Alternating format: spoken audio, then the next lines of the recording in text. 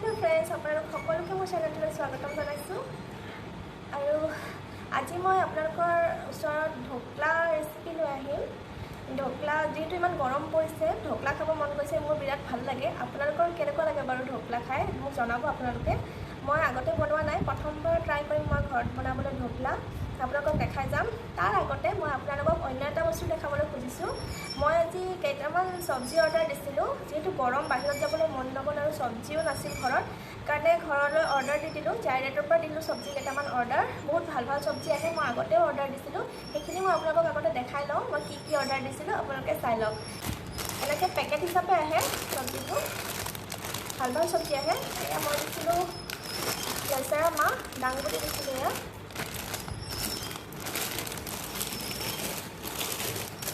কচুৰ লতি দিছিলোঁ ভাল লাগে খাই পেলাই বনাম আৰু খাম আৰু দিছিলোঁ পটল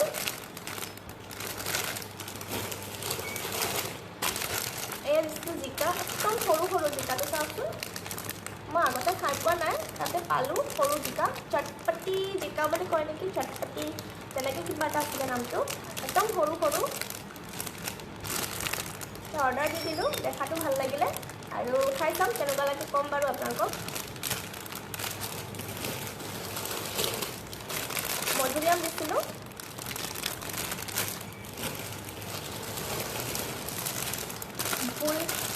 ফুল দিছিলোঁ এয়া ফুল বিলাহী দিছিলোঁ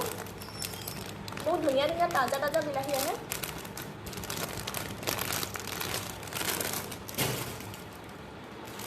চিৰা দিছিলোঁ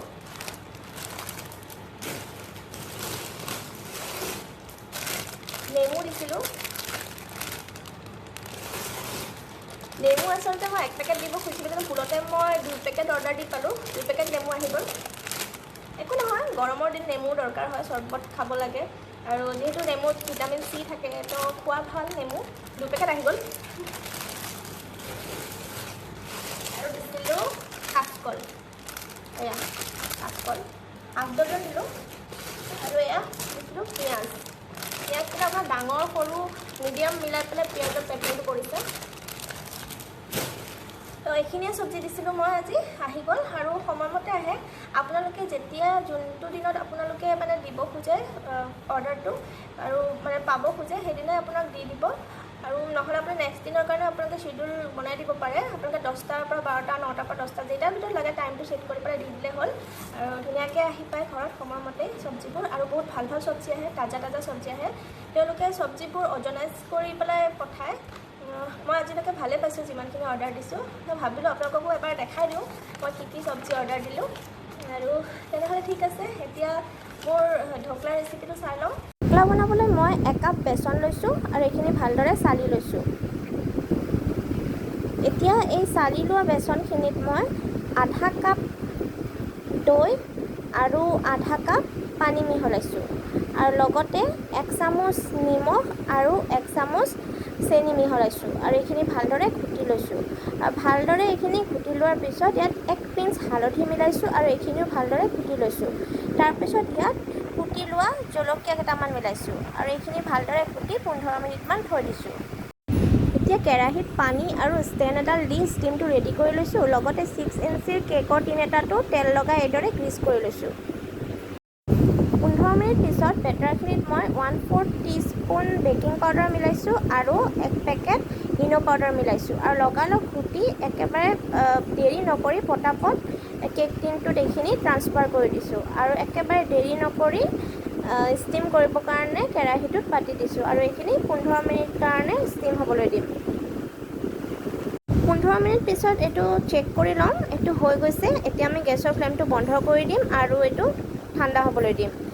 এতিয়া ঢোকলাত দিবলৈ পানীখিনি ৰেডি কৰি ল'ম তাৰ বাবে কেৰাহীত তেল গৰম কৰি সৰিয়হ ফুটাই লৈছোঁ আৰু লগতে তাতে নৰসিংহৰ পাত কেইখিলামানো দি দিছোঁ আৰু কেঁচা জলকীয়াও ঢালি দিছোঁ আৰু এতিয়া এইখিনি লৰাই তাত পানী ঢালি দিছোঁ আৰু তাতে নিমখ আৰু চেনি আন্দাজমতে দি দিছোঁ আৰু গোটেইখিনি যেতিয়া অকণমান উতল আহিব তেতিয়া গেছৰ ফ্লেমটো বন্ধ কৰি ঠাণ্ডা কৰি ল'ম ঢকলাটো ঠাণ্ডা হৈ গৈছে। এতিয়া আমি এইটো ডিমল কৰি ল'ম। ডিমল কৰিবৰ কাৰণে আমি চুৰিৰে এইদৰে ঘূৰণীয়াকৈ ছাইডখিনি কাটি ল'ম আৰু প্লেট এখনত বাতিটো ওলোটা কৰি বাতিটো এইদৰে টেপ টেপ কৰি লাহেকৈ বাতিটো উঠাই দিম। এয়া চাওক ঢকলা হৈ গৈছে, একদম স্পঞ্জি হৈছে। এতিয়া আমি এইবোৰ পিচ পিচকৈ ভালদৰে ঢকলাৰ শ্বেপত কাটি ল'ম আৰু তাতে এই ঠাণ্ডা কৰি থৈ দিয়া সেই টাৰ্কা পানীখিনি ইয়াতে ঢালি দিম আৰু এইখিনি আমি পৰিৱেশন কৰিম। মোৰ ভিডিঅ'টো চাই যদি ভাল পালে তেনেহ'লে লাইক কৰি দিব আৰু যদি মোৰ চেনেলত নতুন তেনেহ'লে প্লিজ ছাবস্ক্ৰাইব কৰি দিব। Bye bye.